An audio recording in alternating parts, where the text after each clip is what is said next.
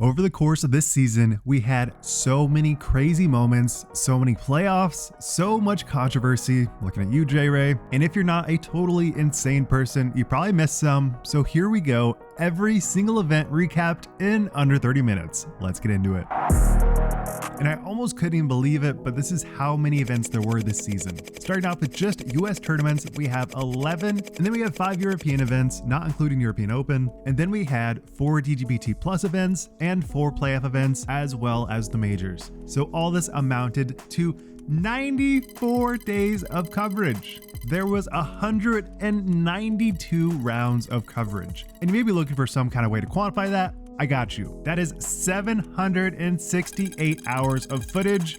That's on the low end. So this is conservatively 32 days of coverage wrapped up in 30 minutes. So if I missed something, leave it in the comments. So hopefully I can do every event justice, but I will say some of these are just kind of stinkers. So for a lot of them, I don't think there was too much to say. And if you have any strong thoughts on these events, be sure to go down in the comments and let me know what I did wrong. I'd love to know. And if you want to skip around, just go to the chapters, no problem.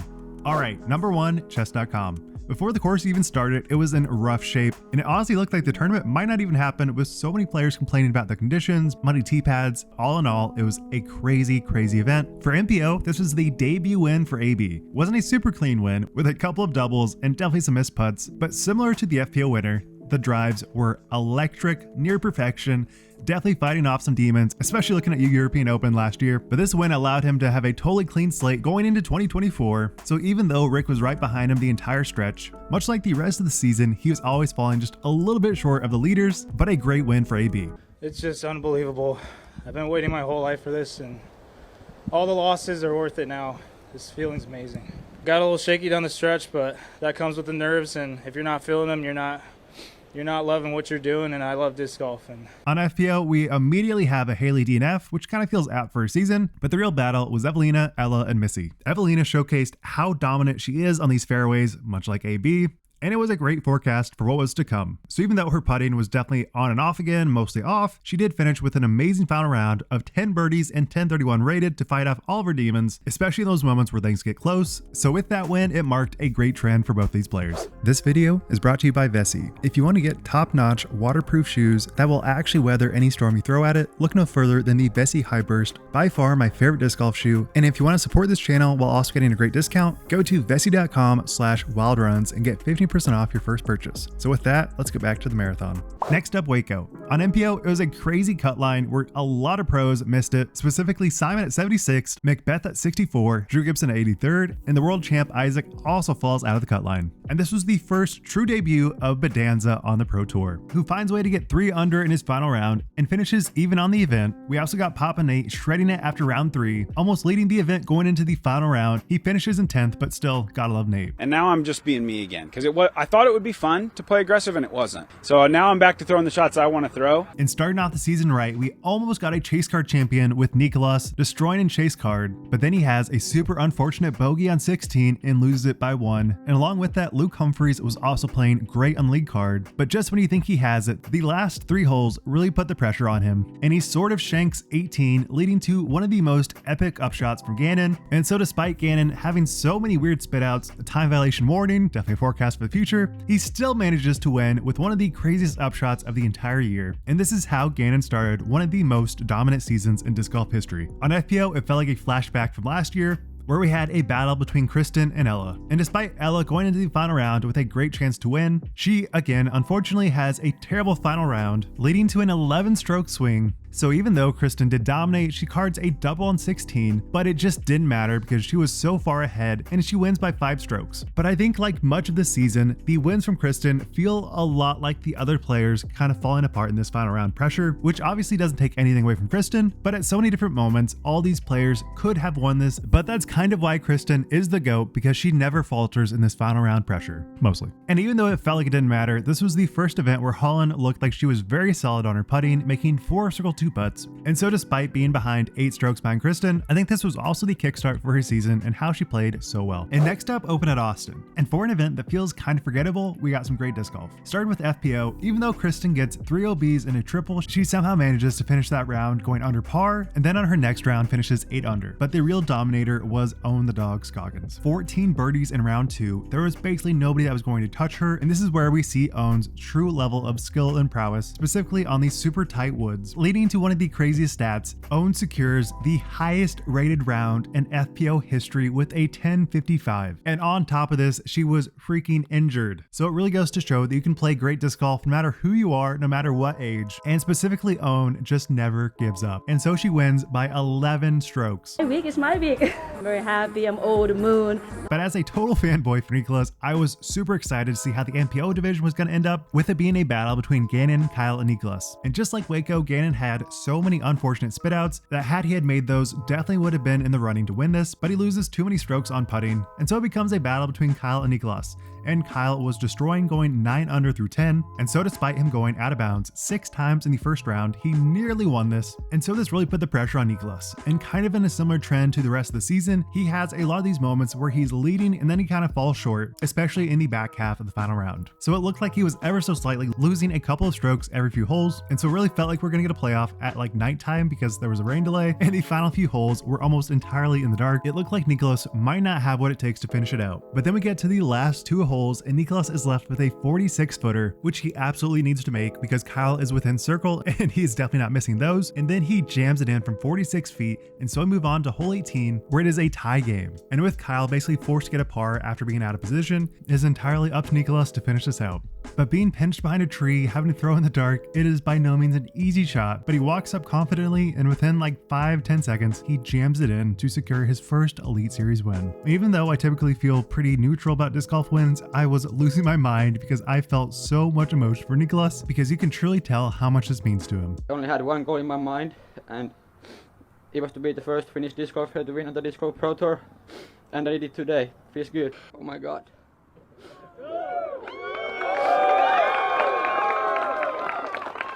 So next up, US Women's. It was the first time we got to see this course on tour, and in kind of similar fashion to previous US Women's, it was kind of done a little bit haphazardly, with changes being made the week of the event. And this is one of the debut finishes for Heidi Leine, who showcased how amazing her putter truly is. Also another great debut for Miss Frisbees, who finishes in 7th place and had a final round 70 points higher than her rating. But the real battle was Evelina versus Missy. And despite neither of them playing a great final round, with Evelina having one of the most bizarre first holes where she throws it to the moon and then cards a double. But leading up to this, Evelina had 3 phenomenal rounds of putting, with her circle 1 being 9 for 11 in round 1, 14 for 16 in round 3, but then she manages to miss 13 total putts in the final round, giving up any hopes of winning. And so despite there being clearly a lot of pressure on both players, Missy comes out victorious to become the US Women's Champ. And so despite Chase Card having much better scores than them in the final round, it doesn't matter, Missy becomes a major champion. Oh wow, it hasn't even set in yet. I've just worked so hard, and it was one of the last things I wanted to do. And I hope it's not the last time, but I'm just so happy to finally get that major win. And so we move on to yet another Texas event, Texas States. And so despite this course playing pretty easy for the entire field, there was a few contenders that were far and above better than the rest. That was AB, Gannon, and Ezra. And so despite Ezra having a phenomenal 2.5 rounds, it all comes crashing down in the back 9, where he only ends up going 2 under in conjunction to another player that played a perfect back 9, but in kind of crazy fashion, the player that did that didn't even win. So going into this final round, AB shot 11.08 with a 16 under. So with that incredible buffer, you would think he could just walk it in, but there was a Gannon that was fighting so hard to secure this win, with only 3 holes that were not a birdie. But despite AB losing 7 strokes to Gannon in the final round, he manages to hold on just long enough to secure another Elite Series win, marking a definite mental shift for AB and his confidence levels in these final round moments. Ezra started out 8 under through 9 and put all the pressure in the world on me on the front 9, and then Gannon birdied like the last 10 holes in a row. It's just never a calm moment out there. I was always stressed out. And then on FPO, it was a totally different story, with Anna Kristin totally shredding it in this final round, and honestly not showing any forms of jitters. It wasn't just a great final round, she finishes every round 1,000 plus rated, which going into this, she had never scored 1,000 plus rated round until this event. So having 3 back-to-back rounds of 1,000 plus rated really showed her level of dominance, but it was basically a neck and neck race between her and Kristin the entire final round, where it felt like they were going shot for shot after every single hole until hole 18. Kristin's up first and she throws it deep into the OB and then misses that putt for a bogey, and Anna can just play for par, leading to her first Elite Series win. And aside from her composure, her putting was really the standout part of her entire game. I have no words right now. I just need to say thank you to everyone who's been rooting for me this week. My family, my husband, everyone, and the crowd, the volunteers. It's been amazing. And next up, Jonesboro. This is the first event that I was actually able to go film, so I kind of have a lot more context. On MPO, it felt like Ben Callaway was going to run away with it, leading the majority of the final round despite a couple of gettable birdie putts that he misses, but with him being on chase card, the lead card was potentially going to do something as well. And then on 17, he goes out of bounds, turning a very gettable birdie into a par, and then he goes out of bounds again on 18, which just narrowly meant that he was out of it. And so it became a battle between AB and Calvin. But at so many points in this final round, it felt like Ben or Ezra or AB or Calvin or even Simon could win this. So it was flip-flopping the entire round, leading to very chaotic disc golf. But then on hole 18, Calvin goes out of bounds and cards a bogey, and so AB just has to land on the island and he will secure the win, which he does, marking yet another win for AB. But to me, the crazy part is when I interviewed him in the press conference before the event, this is what he had to say. Just try to put myself in the mix down the stretch, and that's all I really can do. Or have like a lead going down the stretch, I feel like I can win the tournament. And then for FPO, it was a bit of a non-story, with Kristin totally destroying the entire event. It was almost made interesting with Holland coming up close, but then we had one of the most bizarre sort of out of bounds, not out of bounds calls on hole 4, and then after that hole, it felt like a total annihilation from Kristin, with Holland's putter totally failing her, and Kristin wins by 9 strokes. And it really just goes to show that when Kristin is feeling confident in her game, it doesn't really matter if she's missing a couple putts, because her drives are so pure that she can clearly run away with it in this division. It feels good. I love this course. I've always loved it. I have to take advantage of what I can do here. Next up, Music City. For MPO, it felt like a returning of 2019 disc golf, where Germ played out of his mind. Never really got that close to winning, but it was certainly incredible to watch as fans. But the real battle was Rick versus Simon versus Paul. And Rick really showcased how phenomenal his putter is despite going out of bounds 4 times in this final round. But he gets narrowly edged out by Paul, who secures a 2nd place finish, marking the first 2nd place he's had since 2022 Ledgestone. And really the epitome of his rounds were effortless forehands and great circle 2 putts. And when I say great, I mean like literally great circle 2 putts. But the real story here was Simon. Despite him saying how bad he felt, how bad his back hurt, it did not matter. He was playing out of his damn mind, making crazy putts, only missing 1 circle 1 putt the entire weekend, and even he was shocked. Requiring so many precise upshots, it never seemed to phase Simon, and he wins by 5 strokes. I feel like everything went my way. The sloppy putts went in. It's a wild game. I can't explain how it happened, but then suddenly everything goes in. It's just, I don't know how. It's wild. And Kristin wins another event, beating 3rd place by 3 strokes, and Holland kind of falls short again, losing by 4. Kind of feels like a repeat from Jonesboro, so won't really say too much there. But we move on to the first MPO major of the year, Champions Cup.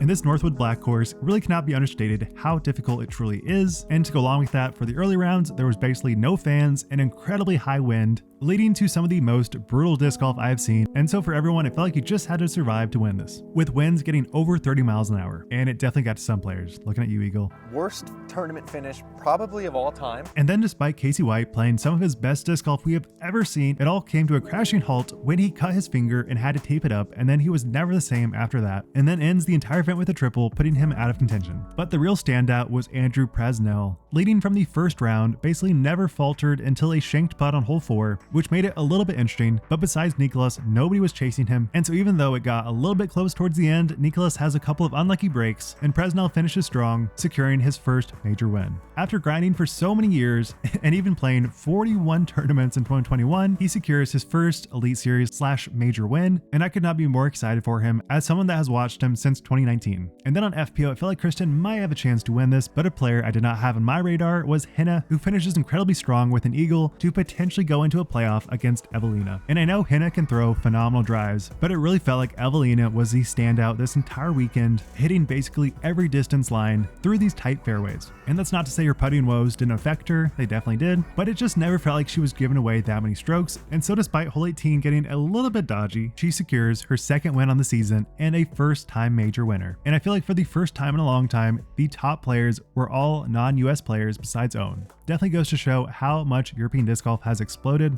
and at many points showing how much better they are than US players, except for putting, they struggle. But then we move on to the infamous DDO, rocking potentially one of the last times we'll see DDO, because next year the Kansas tournament will be the Kansas Wide Open, which I'm so much more excited for because the Bad Rock Creek course is phenomenal, and this was actually where Bedanza cards his first cash in a Pro Tour event, even though it was Silver Series. But as someone that filmed it, it was incredibly hype, and you can definitely tell how much Bedanza wants this. But speaking of Bedanza, he honestly didn't finish great, but he finishes one of his rounds with 10-11. And then next up, Joey Buckets has one of the craziest putting days with 6 for 8, an incredibly high Emporio wind, scoring 13 birdies and finishes in 4th place. And then yet another event, Gannon comes out of nowhere after seemingly being out of it and finishes in 3rd place. But the real battle was Calvin versus Rick, going nearly shot for shot until Calvin just goes off with a perfect 7 holes to start. But even with that great start, it continued to be very close until hole 16, where Calvin hits the island and Ricky goes out of bounds. So with that, Calvin was able to get his first win of the year and the first win since 2023 Jonesboro. You know, being up there all the time and, you know, just watching people win definitely does start to wear on you, and it just really feels good to actually pull off one myself. And then on FPO, truly fitting of the name, Emily Weatherman truly weathered the storm with kind of her debut event and found a way to fight the win, finishing in 3rd place. But the real battle was Haley versus Missy. And despite Haley going 4 under through 5, she certainly finds a way to make it interesting. Going into hole 18, all she has to do is just hit the island for an easy par. But of course, it never ends up being that easy. She totally fluffs it on the upshot and misses, turning that into a bogey. And Missy pars it, leading to a playoff. They both nailed the island on 16, and despite Missy having a true death putt from 40 feet on 16, she jams it in, so it is tied with 2 holes to go. And then on hole 17, Haley kind of seems just out of it, hitting first available and then getting a bogey, and then Missy gets a birdie, and then they both par 18, leading to Missy securing another Elite Series win. But with that, let's move on to the first European event of the year, Copenhagen Open. Going from DDO to this event was a night and day difference with so many fans, even on round 1. And I'm pretty sure it was free entry, but who cares? This is insanely fun to watch. On MPO, there was 2 16-year-olds, Roland Kaur and Edta Tuominen, were shredding it up with 6 circle 2 putts and 100% putting in the final round. But Jesse Nieminen had enough grit to finish it out with a killer stretch from hole 7 to 14, going 7 under to secure a 2-stroke win, and I feel like his interview states it so perfectly. I have been in these positions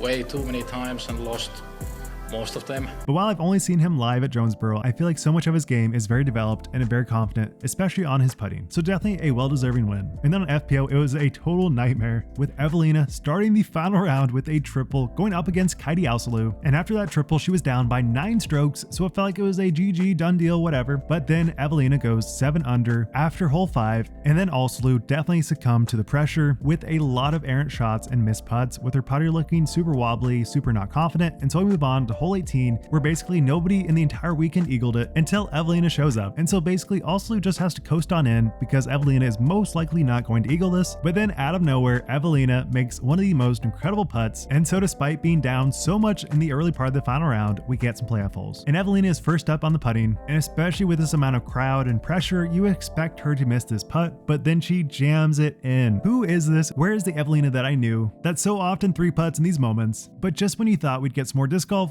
Ausalu chains out from 25 feet, and so Evelina gets a 3rd win on the season. I would say it is a phenomenal finish, but it all happened from Ausalu kind of falling apart, which I never love to see. And then next up, back to the US, OTB Open. And this is where we get the insane news that Kristin has tripped and broken her rib, which was absolute craziness. But then there was yet another weird thing that happened where Madison Walker totally shanks her drive and a diver stops it from going into the water, and people lost their damn minds, with people stating that it ruined the integrity of the sport. You can't stop a disc because it might have the potential to go back in bounds. Obviously, it wasn't going to. And basically, Madison just replied to everybody saying, just chill, whatever. But back to disc golf, this is the preview for Champions Cup next year. And honestly, it felt like a little bit meh, but who knows? Anything can make an event great. Even though it's not my favorite course, still have high hopes for it. So for MPO, Randon Lauda came out of nowhere with a 1080 final round, 70 points higher than his rating, carding a few eagles, and even though he didn't win, a phenomenal finish. But the real battle was Gavin versus Calvin. And I gotta say, Gavin kind of had a sneaky great season. And basically basically both players are going birdie for birdie, shot for shot, but Gavin was falling ever so slightly short going into hole 12 where he goes out of bounds and you're like, okay, Calvin will probably run away with it.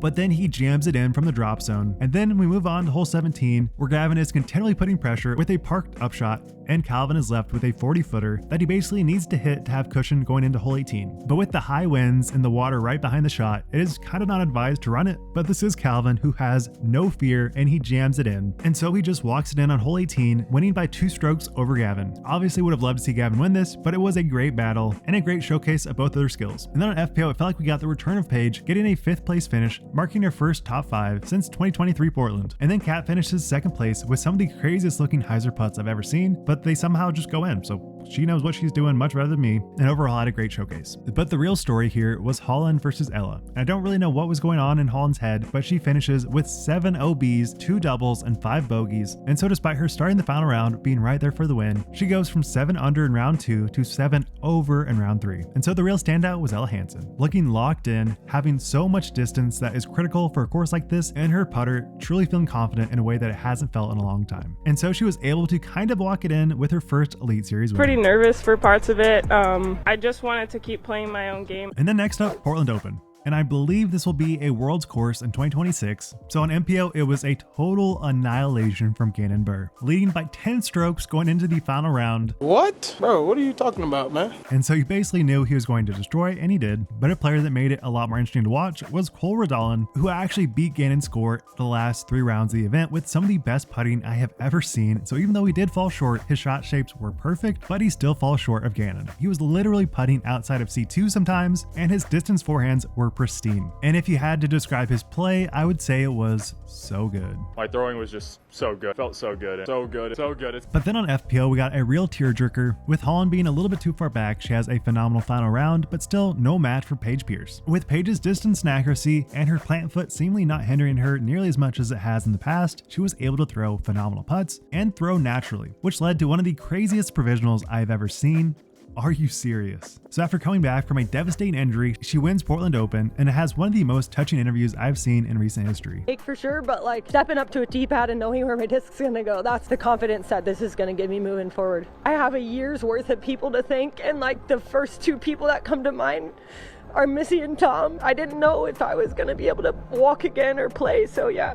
I don't even care about this tournament. And finishing up in the US, we have Beaver State Fleeing, finally getting it back as an Elite Series. It definitely did not disappoint, with Noah Five-Ash and Holland Finley securing an ace on the same hole. Just the stuff of legends. But for MPO, it felt like a crazy close battle between Luke, Gannon, Ezra Robinson, with chase card Calvin fighting down the stretch to somehow maybe secure the win. Ultimately didn't, but very close. But going into hole 17, it felt like a battle between Gannon and Luke, but then Luke again falls short just right at the finish line, leading to a double OB, putting him well out of contention. And so we move on to hole 18, where Gannon is well out of position and Ezra can potentially birdie to move on to a playoff. He misses ever so slightly right, and so we get another Gannon Buhr win. I'm sure there's a lot to say about Gannon in this event, but it's just another Gannon Buhr victory. So go G. But despite MPO being pretty interesting to watch, FPO felt even crazier, with Owen leading the event up until an early triple in the final round, leading to a battle between Owen and Holland. And so despite Holland having this curse in final rounds where she seems to falter, this is where she shook that curse and made it a much more interesting battle, despite Owen going 11 for 13 from C1 and a bunch of circle 2 makes. But the last 3 holes is where it all got totally wild, with Owen losing a stroke on 16 for a par, and then Holland on 17 is left with a super death putt, and she basically needs to hit this to have any chance of getting into a playoff, and then she jams it. So we move on to hole 18, Owen totally parks the upshot, and Holland is left with a 50-foot uphill shot on a super elevated pin. And even though Holland's putter is pretty good, there's definitely no expectation of her hitting this, but then well before the shot even gets close to the basket, she knows she hits it and she runs it in. Truly some of the most hyped disc golf I've ever seen from Holland, and it was so fun to watch. With that, we move on to a playoff,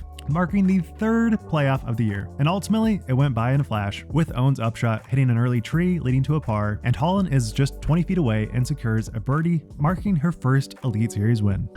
You're so clutch, you're so clutch, you're so clutch, and then I made it, and it was fine. This week when I was doing my putting practice, I put my practice basket up on my table, and I was making 50 footers from that distance. But then we get back to the European stretch at the Turku Open. And despite this course being kind of lackluster, I feel like European courses have a way of making it interesting no matter what's going on. And for MPO, it was a battle between Maury Villemin, James Proctor, and Nicholas. And despite Villemin leading by 4 strokes to start the final round, and also despite Nicholas playing pretty decent, it was definitely not up to his potential, and maybe that was the fact that he was playing in Finland and had that extra added pressure. But then just when he needed to, he starts popping off, making a ton of circle 2 putts, specifically 3 circle 2 putts in the last few holes, which totally flipped it, and he leads by 2 going into hole 18, marking another Elite Series win. Never stop believing in myself, and that's the key. After being the first man to win the Discraft Pro Tour in the US, to also do it in Finland feels super good for sure. And I would say Villemin and Proctor played really great, but I definitely felt like the pressure got to Villemin in this final 9. And then on FPO, it was truly some of the worst disc golf we got to see all year, nearly matching the round ratings for Idlewild. And just to give you some perspective, the final round ratings were 950, 959, and 942 for the podium finishers. And even though Henna had a solid chance of winning, much like her season, the putting really got to her, and so it became a battle of Evelina and Silva, with Henna going 2 for 8 from C1 and Silva going 4 under through 5. But then we get total crumble mode from everybody. Silva has a ton of missed putts, and Evelina is slowly creeping her way up to first. But 14 and 16 is where it all gets a little bit crazy, because Evelina goes 3 over and Silva goes 4 over on just those 2 holes alone, with a bunch of OBs and missed putts. And so we move on to hole 18, and if Evelina can just make a circle's edge putt, she will go into a playoff. But honestly, it was a very tough angle. She misses it, and Silva is able to just pitch up for an easy par to take down the event. And then next up, Preserve Open, with yet another event where 5 players could have potentially won this. It got very interesting on MPO, but that was quickly erased with Isaac and Gannon carding some of the most brutal doubles I've ever seen on hole 14, taking them both out. And to go along with that, this is the legendary event where Isaac said, "These baskets suck." And of course, the Prodigy baskets, he's the top Prodigy player. Hilarious, love it. But after that, it was a toss-up between Kyle and Rick. And despite Kyle playing great all weekend, we moved to hole 17 and he hits an early tree and somehow goes out of bounds. Ricky absolutely parks it, so then on hole 18, Ricky can just coast on in, which is exactly what he does, despite Kyle almost getting an albatross, which would have been absolutely crazy, but that's not the world we live in, and Ricky secures the win. Yeah, I think that, for me, that's something I do really well, is I'm able to bounce back and have that mental edge, and I feel like I kept that today, and that's what makes me play my best disc golf. On FPO, Rebecca Cox comes out of nowhere with 5 birdies in the final round to secure 3rd place, but the real contenders were Holland and Missy, and everything was looking like a perfect potential for a great playoff until Holland had a blow-up hole on hole 15 with some very poor mistakes. And so despite Missy getting a bogey in the last 2 holes, she secures another win. And even though this event was fun to watch, the competition just wasn't quite there, and so it felt a little bit lackluster. And then next up, Swedish Open. Probably some of the best looking course coverage I have ever seen, and if you have not yet, be sure to watch the MDG coverage. It will truly make you feel like, why is this a disc golf course? This is far too beautiful. So for MPO, this is one of the best finishes for Paul with a phenomenal back 9. And to go along with that, Villemin also has a great finish, and despite not getting a whole lot of birdies, he finishes with only 1 missed putt. But to me, the real standout was Joey Buckets, oozing confidence the entire way through with great tight lines and fairway hits. Even though he doesn't win, he ties for 2nd place with Villemin. But it felt like it wasn't even that close of a battle, because James Proctor was amazing from circle 1 and circle 2. With 94% circle 1 and 9 for 16 from circle 2, there was no putt and no drive that seemed to phase him, and he only goes out of bounds 1 time on the entire weekend. And so even though he gets a much more hyped win later, this was also a great finish for him and his first Elite Series win ever. I mean, I've seen so many people win, and I've always kind of wondered what that would feel like. Sometimes it felt possible, other times it didn't. And then on FPO, we had Icelandic player Kristin tattar, but much like the entire European stretch, it was a battle between Henna and Silva. And yet again, Henna had phenomenal fairway hits and honestly great putting going into the final round. But for whatever reason, yet again, pressure kind of hits these players hard, and Henna definitely was an example of that, going 6 for 12 from circle 1 and 0% circle 2 with 7 fairway misses. And even though rain was a very major factor in that, I do think the lack of confidence coming from Henna kept her from being really that close the entire way through. And on the total flip side, Silva showed 0 emotions, didn't flinch once in the rain, allowing her to take down another Elite Series with 2 50-foot putts from the exact same spot to win by 5 strokes. And for me, this is where Silva earned the name, the finished Dementor. Just trying to show 0 emotion and capture anybody's happiness, because she is out for 1 goal, and that is to win. And then next up, Des Moines Challenge, another event that was able to go film. And let me tell you, the course is much harder than you might guess on coverage, but you would not have known that because Burr and AB were just disgusting in this weekend. With Burr's final round going 14 under through 16 holes, are you kidding me? Showing so much confidence going into hole 17, and despite hole 17 biting him a little bit, he falls out of it with a double. And so it was actually much more more of a battle between AB and Hamas. But with AB going 7 under through 7, it felt like the momentum was definitely on his side, even though Hamas was leading by 2 to start. But even though AB was electric, I do think Adam played super confidently, just loses a couple of strokes every couple holes, but then 16 and 17 just ate him alive, with an early tree hit on 16 and an OB on 17, leading to AB just walking it in for a 4th win on this year. What the f***? And let me tell you, the confidence flowing from AB this round was just outrageous. You would expect some form of pressure, but he never showed it. It all happened so fast, and I don't even know if I can even believe it right now. I mean, it was a dream come true. We've been talking about doing this for years and years, and then I just know this isn't going to be the last one. And then on FPO, we had some of the craziest OBs, with hole 17 taking 32 OBs in round 1, leading to one of the most infamous holes. But 2 rookies clearly didn't get that memo because they didn't show any form of fear, and that was Ellie Ezra and Emily Weatherman. With Ellie Ezra's distance being one of her great facets of her game, she demonstrated how much power she has, and despite lacking a little bit of accuracy on some of these tight wooded holes, she finishes in 2nd place and got really close, but hole 11 was kind of her kryptonite, where she missed a death putt and it rolls way down the hill, leading to a double. But like I said before, Emily Weatherman was on top of her game, with truly some of the most accurate shot shaping I have ever seen, and this is in her first Pro Tour season. And so even though she was 5 strokes behind Owen to start the final round, she was just consistently getting birdies and carding 0 bogeys, leading to hole 17, where she makes a critical island hit just feet away from the OB, leading to one of the most phenomenal putts I've seen this entire year. And so even though she doesn't need to, she does it again on hole 18, leading to the first chase card champion in FPO since 2017. And she finishes her final round 100 points higher than her rating, definitely proving that she is here for a reason and her confidence levels cannot be understated. I don't know how I feel, honestly. It's kind of all just not hitting me yet, but I knew I could do it, and I came out here and I did it, and I'm really proud of myself. But I definitely knew that I could, because I have the skills, I have the mindset, so I'm glad that I did, but I did not expect it at all. But overall, this event was so hyped to watch, and I cannot understate how much fan participation truly goes on in this event. And sure, it's no Maple Hill, but it is really making a run for it. And then next up, Krokhol Open, probably the 2nd most beautiful course on tour, which highlight what a proper course really can look like, and yet another reason why European disc golf is just the best. So for MPO, Vinyl Makaluk comes out hot with his first foray as an Innova sponsored player, and clearly one of his best finishes in recent history. But the real battle was Rick versus Jakub Semerad. But battle is a bit of a loose term here because Rick was leading by 7 strokes, and so even though Rick ends the event bogey free, I feel like Jakub was really making a run for it, with by far some of the best play I have ever seen from him, and it felt like Jakub just could not miss anything from C1, no matter what it was, and despite going OB on hole 13, he jams it in, really giving Rick a run for his money, feeling very similar to Gannon Burr at the Pro Tour. And so even though Jakub didn't push a playoff, but he fought incredibly hard, but Rick still won by 5 strokes. And honestly, Rick didn't look like there was a single moment of doubt, with him basically running every death putt and never faltering. So in FPO, this was Kristin's first event since Champions Cup, but you really would not have known it with her battling against Silva. And yet again, Lina was lighting it up from circle 2, but it was still no match for the top 2. With Kristin and Silva being tied at 10 under after 2 rounds, the final round was total craziness with a torrential downpour, but we have seen Silva execute so well in these conditions before, but she was up against a very strong Kristin who turkeys holes 6 through 8 after a pretty rough stretch of uncommitted shots, and then Silva follows it up with a bunch of missed putts. And so even though it looked like we were going to get a battle, Silva goes OB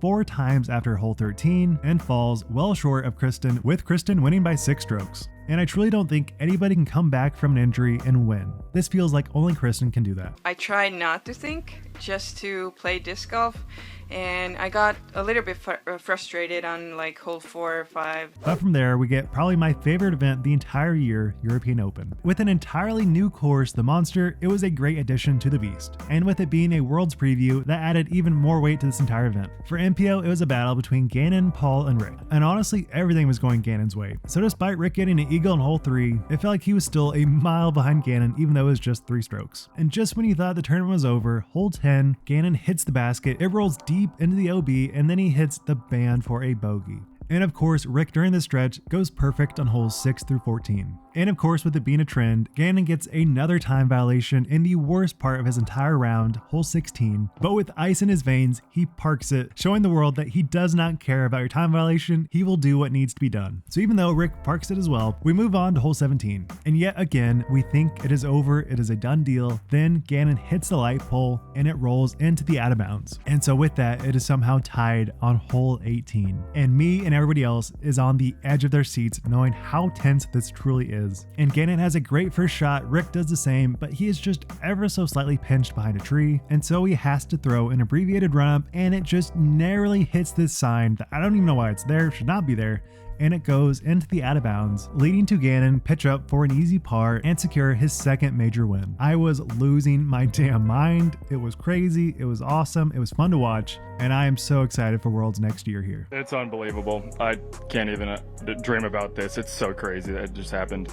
I knew it was going to be a little bit tough to fend off, the two scariest players in the world to play against, and Ricky and Paul. And then on FPO, it was almost even more crazy, with Kristin totally falling apart in round 3, stating, "I just didn't know how to play disc golf." You knew it was going to be a little bit spicy, especially because she has not played worse than that round since 2018. But with her first couple of rounds being so good, she only moves to 3rd place. And so it looked again to be a battle between Evelina and Silva. But then disaster struck with multiple rollaways, multiple spit outs, and then after that, they're basically going shot for shot until hole 10, where Silva hits a hay bale, rolls into the OB for a double. And then while this was happening, Evelina basically missed a putt every hole going from holes 6 to 13. So with all that said, Kristin is somehow back in it after going 8 over in round 3. Are you kidding me? And then it gets even crazier in hole 11. Evelina goes into the OB, Silva somehow skips over the water, like I still don't even know how that happened, and then Kristin misses a 15-footer. I was in shock, I just didn't know how that could happen. And so after all that craziness, Silva is leading. But then immediately after on hole 12, she has a super early release going into the trees, leading to a double. So then after that, it was like, okay, Silva's out of it, and Evelina is somehow back in it. But then we get the treacherous hole 16, and she just narrowly misses the island, and then on the drop zone putt, she bounces off the basket from her drop zone putt and ends her wild run after a triple. And so on hole 18, Silva goes out of bounds, and Kristin stays in bounds by like a millimeter. And so with that, she's able to just pitch up for an easy par and secure the European Open win. I guess it was truly clutch, but at so many points, it felt like anybody playing competent disc golf could have won this, but I will say it made for a phenomenal watching experience. Yeah, it was crazy out there. I was giving strokes, gaining strokes, just focusing on my game, and I'm so happy I had my fellow Estonian Kaidi. Most important moment was on hole 16 when I made it onto the island, and that was a huge relief and probably put some pressure on Evelina. I thought yesterday I had lost it. There's no way I can come back from this. Don't let the fear take over. I did it. I don't know. It's probably one of the most memorable wins I've ever had. I don't know how I did it, but I've done it in the past where I'm very hard on myself. I only try to succeed, and anything less is not good. Or came out here like any other tournament, tried my best, did not think about yesterday's round, and I succeeded. And next up, we got the European Disc Golf Festival. On MPO, Rick went totally ballistic with a 16 under. Are you kidding me? But despite having that humongous lead, things got a little bit interesting because he was battling against Macbeth, who was going off in the final round, going 8 under through 9. But after Rick jamming in a great birdie putt on hole 11, it felt like his momentum was coming back. But of course, Rick continues to make it interesting in these final rounds, and he bounces off a light pole, going super deep into the crowd on hole 13, giving up strokes on Paul. And then he goes OB again, so we get a 1-stroke lead going into hole 17. They both park it, and so it is all down to hole 18, and Rick is just a little bit outside circle, but Paul has to putt first, and he somehow misses it. It is like a perfectly looking putt, but just narrowly hits the band, bounces out, and so Rick just pitches up to secure his win. I let a lot of strokes slip away there at the end, but that's kind of the name of the game sometimes. And then on FPO, it was a battle between Missy and Evelina. And yet again, despite Lina crushing it after 2.5 rounds, having phenomenal putts, she cools off pretty quickly, and so it was really just down to these two players. And after Missy getting a turkey on holes 10, 11, 12, it felt like she was in control. But then Evelina had probably some of her best putting this entire season, making all of her putts from 11 to 16, and this is from Chase Card. And in a weird Twilight Zone event, Missy Gannon was missing a lot of putts. And on hole 18, she missed a birdie putt, so we get a playoff. I was super hyped for this, but it immediately ends because Evelina missed a 15-footer, and so Missy secures another Elite Series win. But by far the craziest stat was putting. Evelina shot 67% C1 on the weekend, and Missy shot 62. I'm pretty sure that never happened again and hasn't happened since, but any improvement for Evelina's putting, I'm all here for.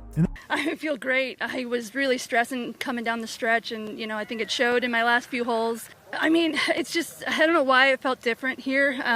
There's such a massive crowd and so many really passionate people here, and so I don't know, I felt extra nervous, more nervous than I've felt in a long time. The next up, Ledgestone. Not really much to say here other than Isaac had an insane throw-in, but it was yet another event where Gannon Buhr just runs away with it with a decent margin, just continuing his dominance as one of the greatest players of all time. But I would say the most notable thing here was that he wins over $1,000 in just one season with his 5th win of the year. But what's even crazier is that he finishes over $200,000. What the heck, Gannon? Leaves him for the rest? And very similar to that, FPO was just a done deal after 2 rounds as well because Holland was electric. So cool. She was definitely helped by Haley's kind of fluky play in the final round with nearly a bogey after every birdie. But hey, a win is a win, and this is number 2 for the season. Honestly, I tried not to think about what Haley or anyone else was going to do. I was really just trying to stay within my own game because I've been close so many times. It's really been just learning how to handle the last day. So I'll move on to Idlewild. For MPO, it was a battle between Isaac, Joey, and Ezra. And so despite Ezra being on chase card, he almost made a run for it. But Isaac and Joey looked like there was nothing that was going to stop them, with them hitting nearly every gap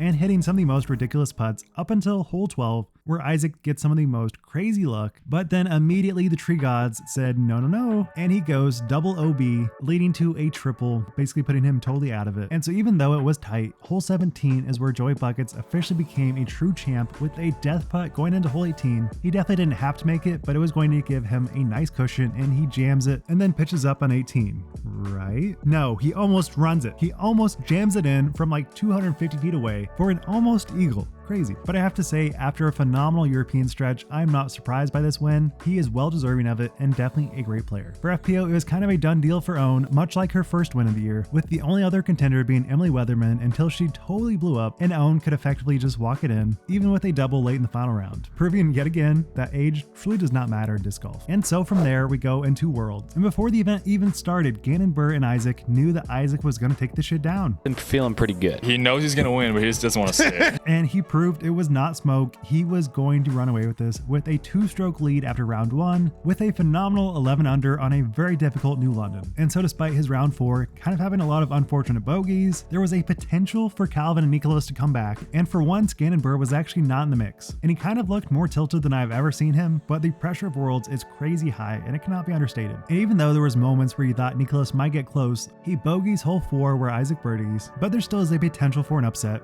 because Isaac goes OB on hole 9 with like an inch into the OB, and Nicholas takes the bird, and then Isaac goes OB again on hole 10 and Nicholas parks it for a bird. But time is running out for Nicholas and he has to birdie every chance he gets, but he is continually met with defeat, missing putt after putt after putt. And so we move on to the most infamous hole of this entire event, hole 14. And just when you thought the battle was interesting, Luke Taylor does this. And after the hype of that moment, Nicholas is left with a much shorter putt, but still a death putt, and he hits it dead center. But the chain god said no, and it rolls way down, so he turns this birdie at a critical moment into a bogey. And the rest of the event was kind of a GG, and Isaac goes back-to-back world champion. I knew I would have to come out hot, and so I really tried to put the pedal down the front 9, because I feel like that's easier to score for me. Force them to kind of go for things that they would have to chase me down. And I can definitely say I wanted Nicholas to win way more, but still a crazy good event for Isaac. When you see him carve the lines at New London, you can truly appreciate how much control he has of the disc in a way that almost nobody else has. But for FPO, much like other events this year, it was kind of a nightmare, with Kristin almost coming back again after a terrible round 1. Didn't actually happen, but it would have been crazy for Kristin to win from chase card. But the true battle was Kat, Evelina, and Holland. But after Evelina goes double OB on hole 1, I was like, okay, Evelina's probably out of it. But then on hole 5, Holland goes right into the OB, turning that into a bogey, and Evelina's met with a 20-foot birdie putt and she misses it. So at that point, you knew this round was going to be a little bit messy, and then the very next hole, they both got out of bounds, and then they managed to do do the same thing on the next hole, and then Kat makes a crazy good birdie putt, putting her right back in it after going birdie on holes 1 and 2. And it seemed like nothing was going to stop Kat as she birdies the next hole and Evelina misses her putts, but hole 9 is where it really spelled disaster for Evelina. She 3 putts and then takes a double, but with this round being so chaotic, she's somehow still in it. And it seems like basically nobody else wants it because she is somehow not losing strokes even though she's missing so many putts. And then on hole 12, everybody goes out of bounds, but Evelina is right next to the basket, so she could easily get a par, but then she 3 putts again and takes a double. And then at that point, I was like, okay, Evelina is again, once more out of it. And then the very next hole, she gets a god tier birdie and is somehow still back in it. I want to reiterate, she's had so many missed putts, so many out of bounds, and she's somehow still in it. But hole 14 is where it all got very interesting. And that's because Holland throws a super uncommitted upshot, it never crosses in bounds, and then she has another upshot that rolls from the basket down to the out of bounds with a devastating shot that puts her basically out of it, and so Kat is leading by 1 over Evelina. But then Kat immediately throws it out of bounds, and Evelina throws some of the best bombs I've seen from her, and she birdies that, and plays pretty safe from there on out, and secures her first world title. I could not believe this round. It was rough, it was intense to watch, it was messy, but oh boy, as somebody filming this, I was more interested in this event than basically any other event I've ever followed. There was moments where it felt like a scary movie and I didn't even want to watch, but I couldn't close my eyes. I was truly glued to how this was going to play out. And so even though you could definitely say Evelina did not deserve this win, she got it. She played clean enough and had enough great drives that her putting just didn't matter. Yeah, I don't know, it feels so crazy, and like I have been dreaming about this like all my life, so it means a lot. Yeah, I don't know, putting was so hard today and like so weak putts all the time. Never give up, I guess. And I know my grandparents are watching. Moi mummo ja vaari. Terkkuja täältä ja rakastan teitä. And then we move on to the final stretch, starting at D-Glow. On MPO, Evan Smith was cooking, like way more than anybody will ever give him credit for, and I know he played really good at Worlds, but this is where he really shined. But again, nobody will truly remember that because Gannon Buhr kind of just walked it in again with basically nobody ever coming close to him, besides an Isaac that if he would have played a little bit cleaner in the first 2 rounds, could have made it interesting, but ultimately it was never that close. And then on FPO, Kat was leading by 4 strokes and then had a total nightmare hole where she turns what I believe to be a birdie into a triple, and after that she was just totally done for, and so Holland was able to just walk it in as well, with yet another event where Haley could have made it interesting but just had far too many bogeys, missing 8 putts in her final round. But Holland had so much confidence in her putter the entire event, so I really felt like she was well deserving of this win, but man, there was a lot more potential for this to get interesting, it just didn't happen. Really great mood, I was vibing with my card mates, come in with that same mindset and just stay really relaxed. And then we move on to GMC. It was another Gannon versus Rick battle, but Rick was going to have to play a perfect final round because Gannon had a huge lead again. And Rick's putt was honestly on fire. There was no putt that was too much for him, but yet again, Gannon Buhr kind of has no flaws in his game. So really the only few mistakes were a couple OBs, which included one of the craziest skip aces that turned into an OB, as some onlookers totally ignored it. But after that, he was leading by 3, and to Gannon, if you lead by 3, you're kind of winning by a mile, and so Ricky takes a bogey on 18, and Gannon Buhr wins by 7 strokes. And then on FPO, it felt like a repeat of Worlds, just with different people, and that's due to the fact that Silva was putting like a total madman or madwoman, looking truly dominant on this course in a way that no one else was, and especially with Kristin having a bunch of shank drives and putts to start the final round, and with Own kind of falling off pretty quickly, it felt like Silva could just walk it in. And it really looked like there was nothing that was going to phase Silva. She was playing great, with the only mistake being a bogey on hole 5, but with 4 holes to go, she leads by 5 over Kristin. I want to repeat this, 5 strokes over Kristin.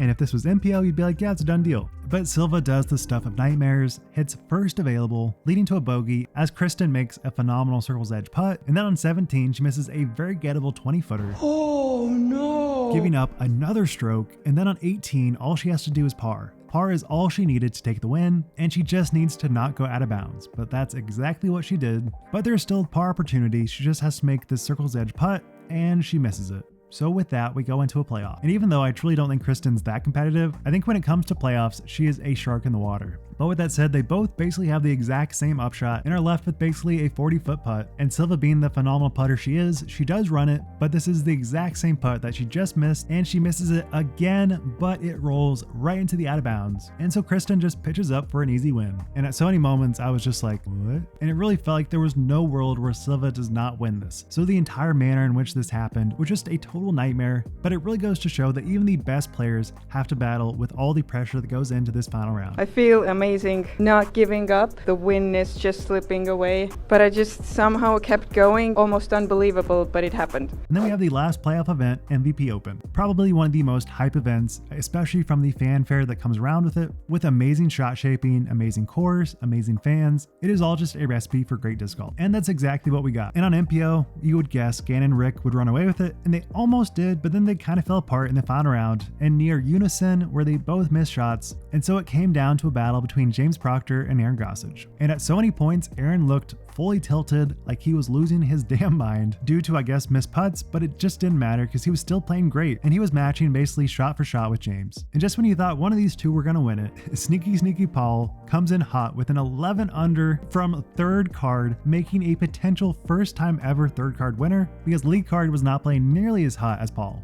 And so it is all coming down to hole 18, and James goes right into the out of bounds, which is absolutely brutal because he could have won by 2 if he just carded a par. And since Gossage lost a couple of strokes, it is all down to this putt, and if he misses, he goes into a playoff against Paul. And then out of nowhere, he throws it perfectly dead center into the chains, runs it in, one of the most hype shots I have ever seen. It felt very reminiscent of Paul's putt on hole 17 at Worlds 2022, and definitely a legendary interview. Love to see it. I had no idea what the scores were. I asked Allie what happens if I make the putt. She said you win. I said, all right, let's do it. And the rest is history. And then on FPO, Owen went 6 for 30 from C2, which was crazy, but still got third. But the real battle was Missy versus Kristin. And just when you thought Kristin was going to run away with it, she cards a bogey, and then Missy gets a string of birdies, and they're neck and neck after 14 holes. And basically, this was all due to Kristin missing a bunch of putts, just maybe an inch or two off, but doesn't matter, it's a miss. But then just when you think Missy has momentum, she throws right into the water, and Kristin parks it. And for me watching, I was like, okay, it's a done deal. Kristin wins yet another. But it is never that easy, and on hole 17, Kristin just pitches up for an easy par, and Missy is left with a death putt 40-footer that she basically needs to hit, and then she does this.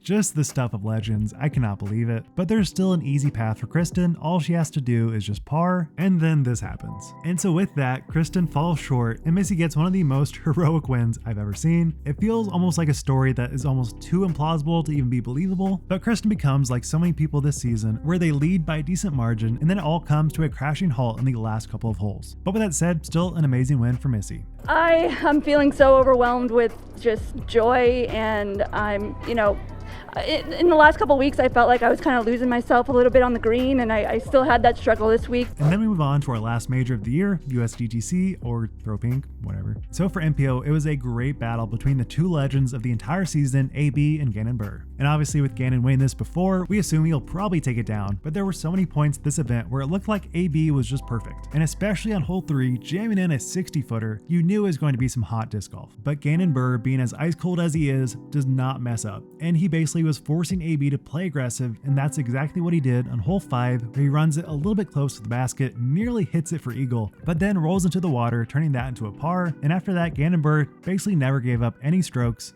but specifically holes 7 through 11 was where AB really fell apart, missing the Mando on 7, and then hole 11 was probably the biggest kryptonite, where he shanks it hard right into the hedge, and you knew it was kind of over, even though he had a great last couple of holes. So with that, Gannon gets a second USDGC win. Kind of just feels unbelievable. 2-time is crazy. I could have never imagined 8 wins in 2 majors in one season.